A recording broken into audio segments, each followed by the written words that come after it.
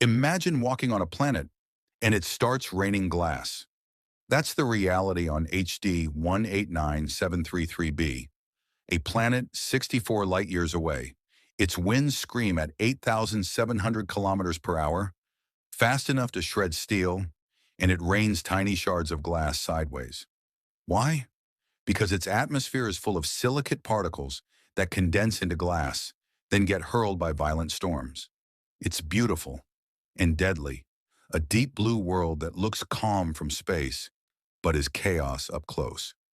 Subscribe for more.